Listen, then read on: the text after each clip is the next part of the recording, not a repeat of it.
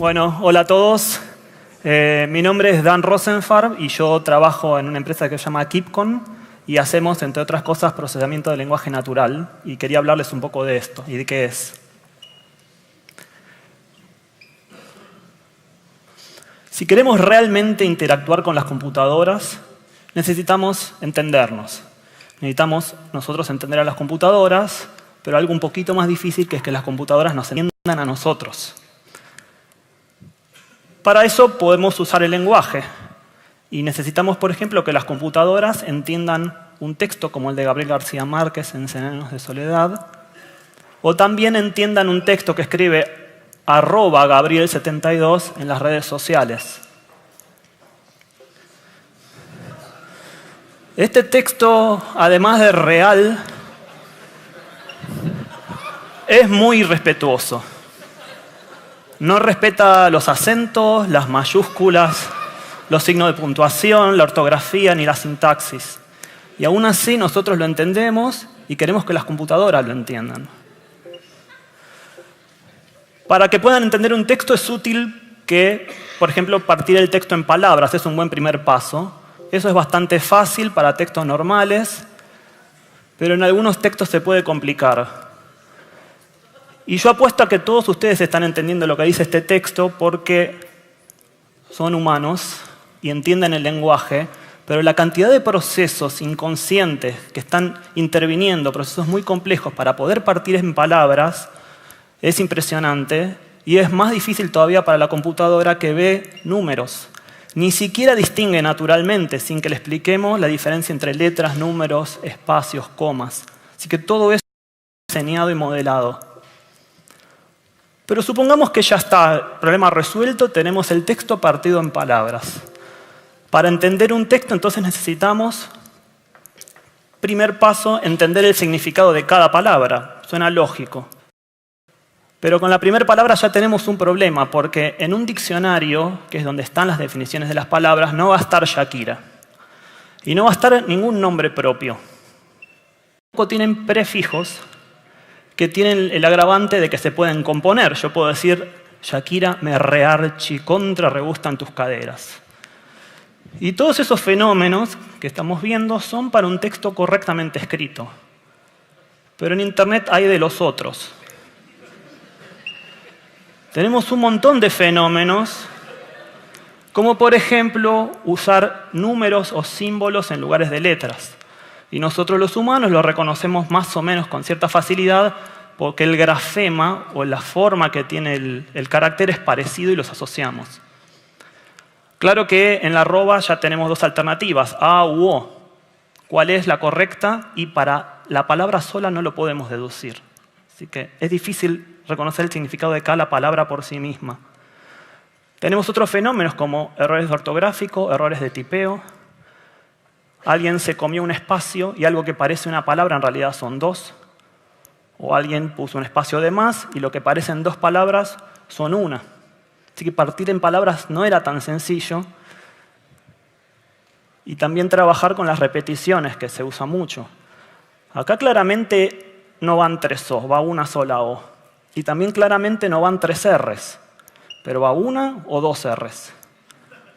De nuevo, la palabra sola no nos alcanza, necesitamos contexto para desambiguar. Podemos dejar las dos alternativas, pero ya habíamos dejado dos con la arroba. Así que las probabilidades se van multiplicando y crecen geométricamente. Recién describimos algunos fenómenos de deformaciones de la palabra para poder entenderlas. Ahora me gustaría que nos concentremos un poco en las cantidades de esto, cuantitativamente. Una palabra como estúpido, que es importante encontrar en un texto porque setea el tono, o si es agresivo, o si es permitido un texto en un sitio determinado o no. Una palabra como estúpido, decía, tiene 4 combinaciones naturalmente entre género y número. Pero si cada una de estas se lee, bueno, estúpido, estúpida, estúpidas, estúpido. Si a eso le multiplicamos por la cantidad de sufijos, ya tenemos unos cuantos más. Y para cada una de estas palabras, que pueden tener uno o varios prefijos, va creciendo el número. Ya estamos en 640 y de nuevo, esto para un texto bien escrito. Si le agregamos los otros fenómenos, tenemos que una palabra como estúpido, tiene como mínimo 38 millones de combinaciones. Son muchas más porque repeticiones hay infinitas, pero una palabra razonablemente deformada, si se puede decir esta expresión, tiene 38 millones de combinaciones cada palabra y la tenemos que reconocer en tiempo real. Hay otros fenómenos en los textos que tenemos que saber reconocer. URLs, emails, teléfonos. Algunos de estos tienen la complicación de que tienen un puntito en el medio. Y el puntito ahí no es un separador de oración, de palabra ni nada, sino que es imbuido. Y eso no es tan fácil de detectar, sobre todo cuando además los mails pueden estar mal escritos. Además tenemos fechas que pueden ser escritas en más de un formato, en muchos formatos. O domicilios, que pueden tener una fecha patria dentro y también se vuelve ambiguo reconocerlos. Además de los fenómenos más modernos de la escritura electrónica, ¿no? Emojis, etcétera, etcétera, que son importantes, por ejemplo, para establecer el sentiment de un texto. Para todo este lío, no quería usar la palabra quilombo, tenemos la lingüística que nos ayuda. La lingüística es una disciplina a la que podemos acudir, que lleva décadas investigando el lenguaje y la comunicación y tiene varias subdisciplinas. Cada una de esas subdisciplinas ataca un aspecto diferente de la lengua. Y lo que quería es contarles un poco qué son y qué se puede hacer con cada una de ellas. Esta palabra ustedes la están entendiendo a pesar de que está pésimamente escrita. Y la entienden igual porque los sonidos, más allá de la escritura, es lo que les hace entender la palabra. Saben pronunciarla. Y la fonética y la fonología trabajan con los sonidos. Y eso es importante para definir, por ejemplo, equivalencias. Nosotros sabemos que en español la H, en la mayoría de las ocasiones, es muda. Y en particular acá donde estamos, se habla una versión del español que es la rioplatense, en la cual la B larga y la B corta se pronuncian exactamente igual. Y la S y la Z también. Perdón, Chema. Y esas equivalencias hacen que nosotros podamos reconocer la palabra obvio o cualquier otra, más allá de que esté escrita con un error ortográfico, porque no sé si lo habíamos pensado, yo no lo había pensado nunca, los errores ortográficos tienen que ver con la ambigüedad entre fonema y grafema, o sea, la letra y el sonido. Nos acordamos más fácilmente cómo suena una palabra y no cómo se escribe. Por encima del nivel fonético está la morfología. Esta palabra probablemente no la hayan visto ni escuchado en su vida, y sin embargo la entendemos perfectamente, porque tenemos imbuido en nuestro cerebro, a partir de que aprendemos a manejar una lengua, el mecanismo de descomposición morfológica en morfemas. No será LCD, pero algo tenemos en nuestro cerebro que es complicado. Y esta es una descomposición morfológica. Cada morfema es una partícula dentro de la palabra que carga una cuota de significado, no como la letra que no tiene ningún significado o la sílaba. El morfema sí tiene significado. Y veamos qué significa esta partición, para qué nos sirve. Google claramente es el morfema que más tiñe con significado a todo el resto. Si yo le agrego una googlea, ya es un verbo, es alguien que está googleando. Un googleador es un adjetivo, y una googleadora es una persona sexo femenino que hace eso. Y el morfema A es el mismo morfema que estaba antes, la misma A, pero en esta posición tiene otro significado. Y la S finalmente lo hace plural. Y esta descomposición es lo que nos permite agarrar una palabra y poder buscarla en el diccionario. Por encima de la morfología está la sintaxis. Esta oración no tiene ningún sentido. Sin embargo, cada palabra sí tiene sentido y lo podemos entender. El problema es que no alcanza a entender el significado de las palabras para entender el significado total del texto. Prueben leerlo al revés. Este texto, la sintaxis determina la estructura y el contexto de la palabra y lo que nos permite entender el significado completo. Por ejemplo, tengo estas dos frases. La primera frase no se podría publicar en un sitio de clasificados, pues está prohibida la venta de armas, y la segunda sí. Y la palabra clave en las dos es exactamente lo mismo, es arma. Sin embargo, la misma palabra en un contexto dice que hay que prohibirlo y en otro contexto hay que aprobarlo, porque la primera es un sustantivo y en el segundo caso es un uso verbal. Y esa distinción nos da la sintaxis. Encima de la sintaxis tenemos otro nivel que es la semántica. tenemos otra frase que no tiene sentido.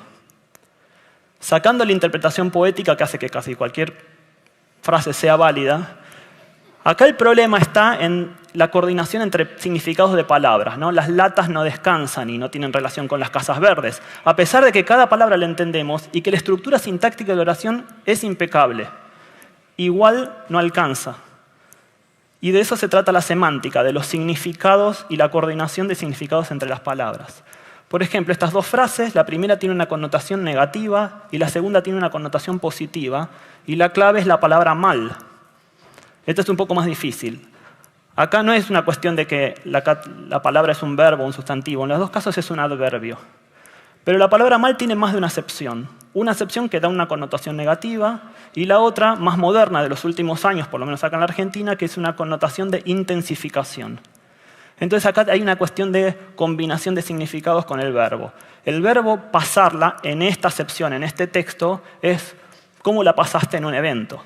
Pero si a mí me preguntan cómo la pasaste, yo no puedo decir la pasé. Falta algo, falta un complemento que le dé la polaridad, la dirección, ¿no? Entonces, cuando aparece acompañado de mal, naturalmente, instintivamente, tomamos mal para el lado de negatividad. En el segundo caso, gustar es una palabra, un verbo que ya tiene una connotación positiva. Entonces, lo más natural es que mal sea un intensificador de eso y no algo que hable en el sentido opuesto.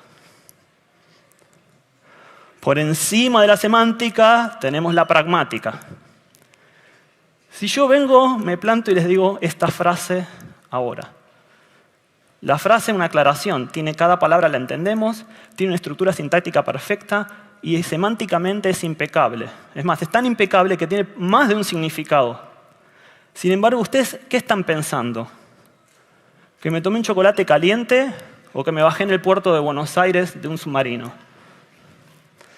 Yo me juego a que están pensando la primera. Y sin embargo, ustedes no tienen ninguna evidencia de eso. Les recuerdo que estamos en una ciudad portuaria, así que es perfectamente posible la segunda opción. No sería lo mismo en Santiago del Estero. Y ustedes toman el primer significado por puro prejuicio.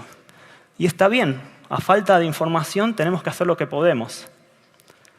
Y de eso trata la pragmática, de trabajar el conocimiento del mundo, todas las cuestiones que rodean al texto. No están en el texto la pista para decidir una cosa u otra.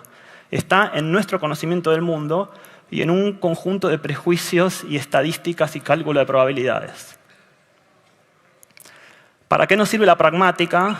Y para trabajar con los fenómenos más complejos de la lengua. El doble sentido que puede haber en un texto. La ironía, donde yo digo una cosa y quiero decir exactamente lo contrario. La metáfora, la metonimia. Bueno, hay un montón, no se ven. La paráfrasis.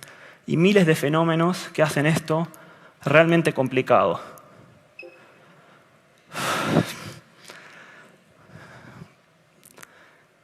Como decía un profesor mío de la universidad, si esto les parece difícil, es porque es difícil. Es muy difícil y por eso parece difícil. Sin embargo, hay soluciones y hay tecnologías que están funcionando y que resuelven estos problemas. Y se los digo por experiencia, porque hace 10 años que hacemos procesamiento de lenguaje natural en KeepCon. No solo procesamiento de lenguaje natural, hacemos comprensión del lenguaje natural. Y lo venimos haciendo en problemas reales, resolviendo problemas reales de nuestros clientes, que son por suerte bastantes, y en bastantes países, porque en KeepCon hacemos esto en varios idiomas.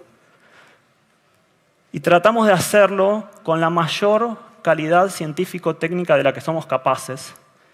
Y nuestro desafío es ser líderes mundiales en comprensión del lenguaje natural desde acá, desde Argentina. Muchas gracias.